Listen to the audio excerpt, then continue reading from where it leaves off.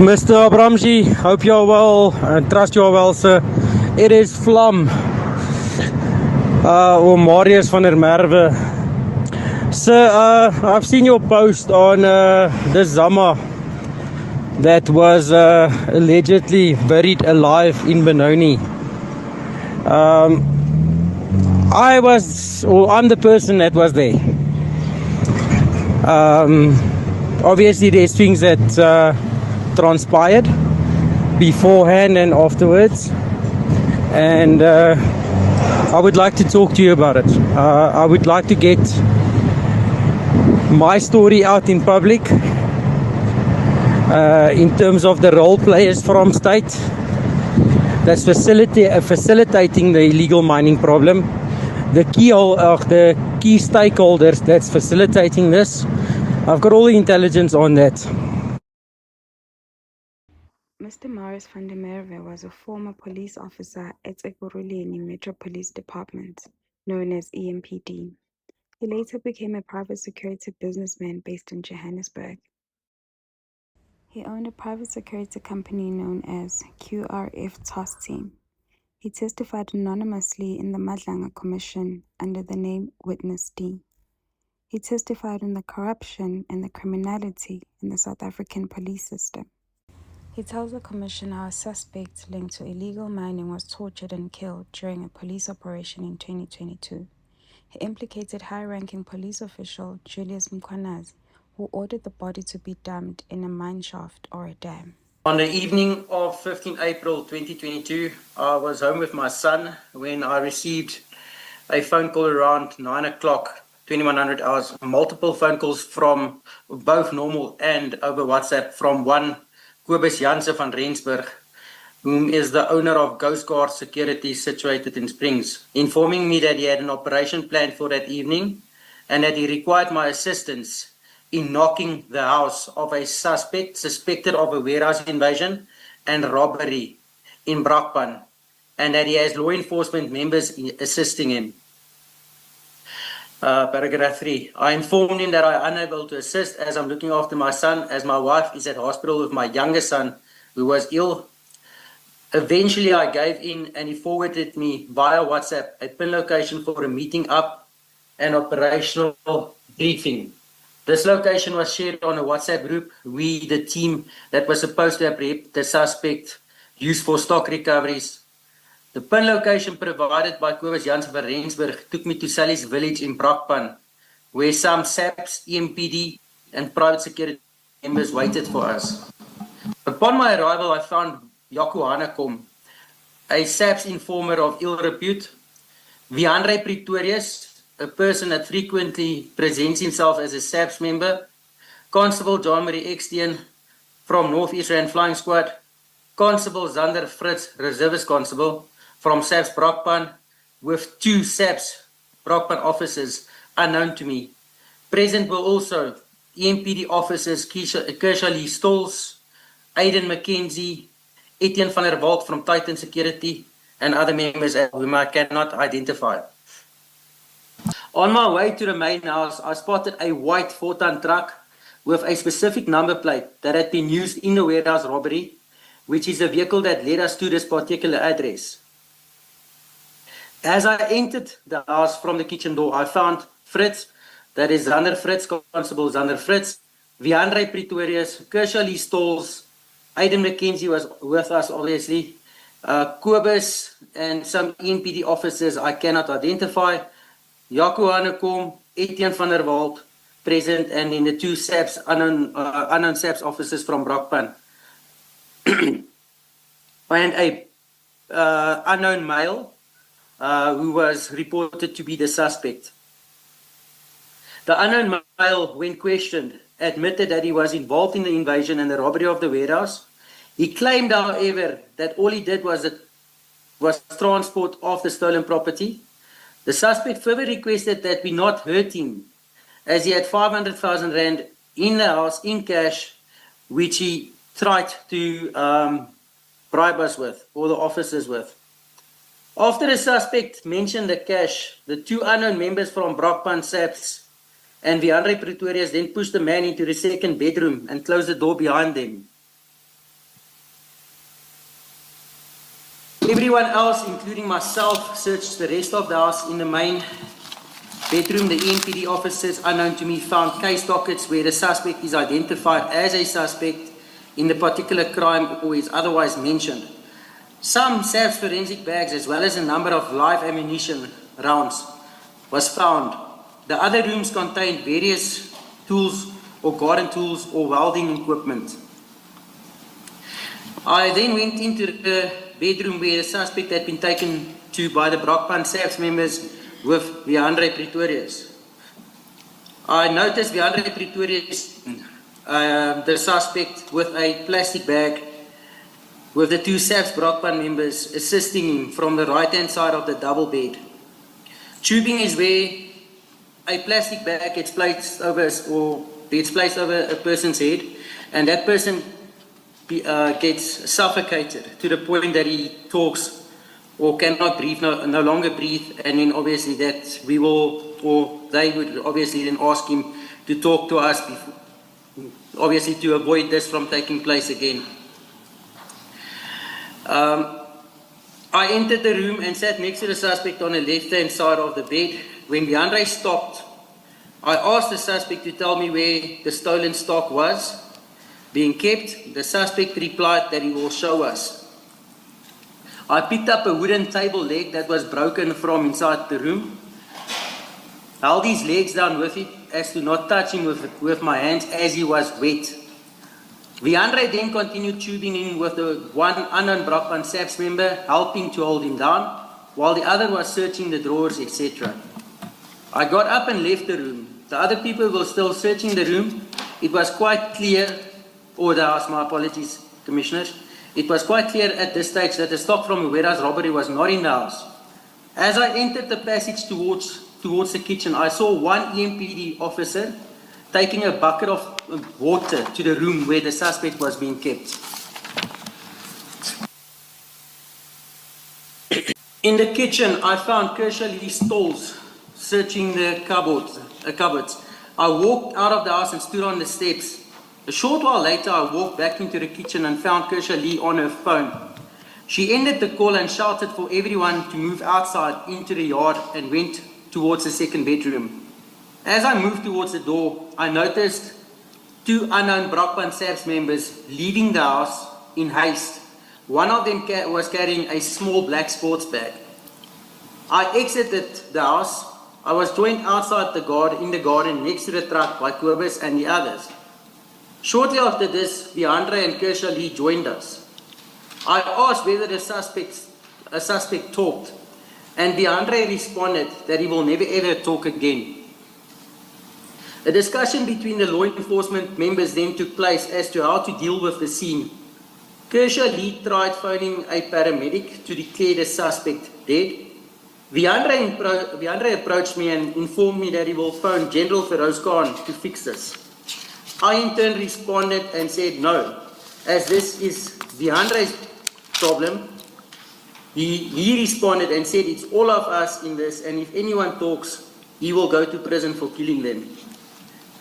I walked away from Viandre, and I walked away from Viandre as myself and Viandre have had issues in the past.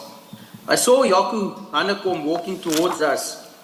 Yaku then informed myself and Viandre that the chief will come and sort out the issue. I noticed John Marie Ekstein, Zander Fritz, and other members leaving, including Kobus Jansen van Rensburg from Ghoustguard, to go and look for a firearm to plant at this house. Apologies, Witness D, you say that Yako informed all of you that the chief would come and sort out the issue. Do you know who he was referring to when he said the chief?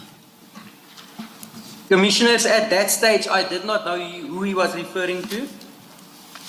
And as continued in my statement, I walked to the main gate after this was said, and after I noticed the members that I've mentioned walk away to go and get a firearm to plant. Yes. I walked to the main gate of the property and saw that my vehicle, which is a Ford Ranger, black in color, marked, was parked in by two marked NPD vehicles, which prevented me from leaving at that point. It made me question the whole scenario and what was currently taking place. A short while after this, Chief Soup Julius Mkhwanazi, JD Mkhwanazi, arrived at the scene, and we were informed that this is the chief in a dark tracksuit of some sort. So Jaco Hanekom and Viandre addressed him as chief, and the Metro members, including Jaco, Kershaw, Etienne was with me at that stage. So the Metro members, they all had a meeting with the soup away from myself and Etienne. Shortly afterwards, they returned to where we were. JD Mkhwanazi said that we needed to throw the suspect's body into a mine shaft or dump it into a dam. As he said this, he looked at me. Viandre then in turn informed me that I must take the body and dump it. They will show me where and that I should relax. Since my vehicle is marked, Viandre said it won't attract any attention. I was directed by Viandre at this stage where to park my bakkie next to the front door. That is as you're coming from the main gate. I was escorted to my vehicle by 2 EMPD members and told where to park it. Jaco Hanekom essentially broke the gate to allow my vehicle entry into the property. I parked my vehicle at the designated spot and walked towards the main gate where I remained until they were finished.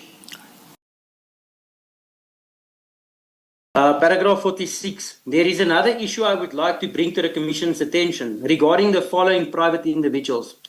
Jaco Hanekom, Chris Smith from Track Squad, and Etienne van der Walt, who owns Track Squad as well as Titan Security. All at some stage had appointment letters from EMPD stating that they form part of a EMPD truck hijacking task team. These letters were signed by Julius Mkhwanazi. They personally participated in operations where recovered or stolen copper, stolen cobalt, stolen chain store products was recovered, where it's always the team indicated, which is Kershaw Stalls, Mackenzie, Etienne van der Walt, Chris Smith, Jaco Hanekom. At the later stage, Zander Fritz joined up with them. At some stage, even myself, in the beginning, participated in operations where stock was recovered. Only to realize that, and this is a question that most of us in our fraternity asked, is a truck gets hijacked, blue light hijacking, a week, 2 weeks later, there is an amount mentioned to the owner or the client that there's a recovery fee of 600,000 Rand or R1 million in relation to the hijacked goods. Then the stock would be recovered. It would be handed to the client with always a 299 letter from the Metro Police members. At one stage, Chris Smith was having paperwork to say that he's appointed by certain insurance companies to look for the stock, and in stock would be held back until the client pays a recovery fee. So basically extorted. Witness, earlier on you said that after the Delmas incident, you removed yourself from stock recovery. What is the Delmas incident, and did it involve any members of law enforcement? Commissioner, the Delmas incident also took place in 2022, shortly after I resigned from Guardian's Security. We received intelligence from in relation to a warehouse invasion where 4 truckloads of copper was stolen from a premises in Springs. An informer contacted us and informed us that he has a location of where this copper is being kept. Myself, Kobus Jansen van Rensburg, and Warrant Officer Roots from Crime Intelligence proceeded to the location. We were met by Captain Carla Hartley that was doing patrol in the area, We informed her of our information. We proceeded to this plot and gained access and found the truck with the copper that was stolen in Springs. Approximately 10 minutes after our discovery, Kershaw Stalls in a Metro Police vehicle, Aiden McKenzie in a Metro Police vehicle, rushed into the scene. They drove quite fast into the scene, and they didn't introduce themselves because we know them, and they said they're here for the recovery. Warrant Officer Roots then explained to them that SAPS member is already on scene, and that it's his scene. That he's notified LCRC, and Captain Hartley also indicated that she's a senior officer, and that EMPD has no mandate or jurisdiction in Dalmas. They were very unhappy with myself, Kobus, Captain Hartley, as well as Warrant Officer Roots. Shortly after this, Chris Smith from Track Squad and Etienne arrived with a helicopter and started taking stock of the recovery stock. That is to say, count the recovered stock and phoning the owners, wanting a recovery fee. So we prevented them from getting a recovery fee for this recovery. It's also important to note where we recovered the copper on the plot in Dalmas. That plot was rented, or space of a section of the plot was rented by an ex-girlfriend of Etienne van der Walt. So to me, it feels that the stock was left there after the robbery for them to recover it.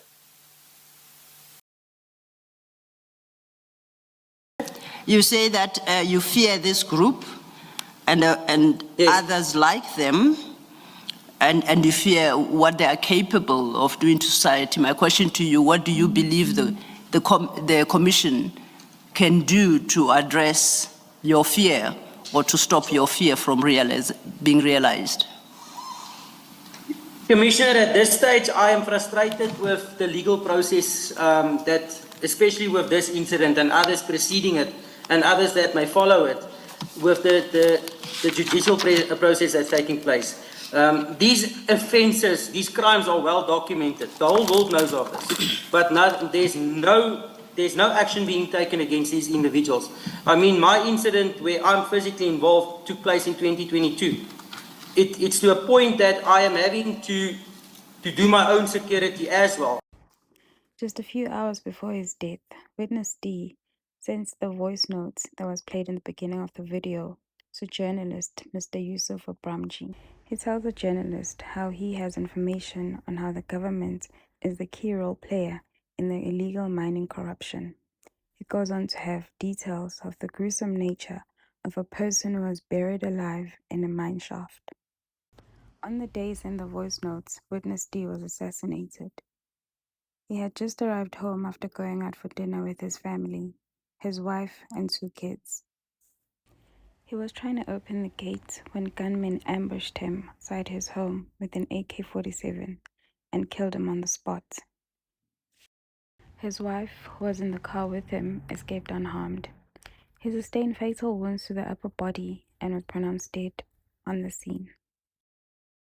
Witness D is lying right next to the driver's seat, and the residents here have claimed that he was shot while he was traveling with his 2 children as well as his wife after appearing before the Commission of Inquiry. Witness D's QRF security company was known to being in the front line in fighting illegal mining, mostly in relation to these bulk thefts of diesel and coal. One cannot dispute the fact that his assassins were those involved in the illegal trade who were afraid of being exposed. His death is a direct attack on the rule of law and highlights the bold and arrogance criminals have in the country, a mafia state. It exposes serious gaps in the protection system for whistleblowers and discourages future witnesses from cooperating with investigations, especially those exposing high-stakes corruption in the country.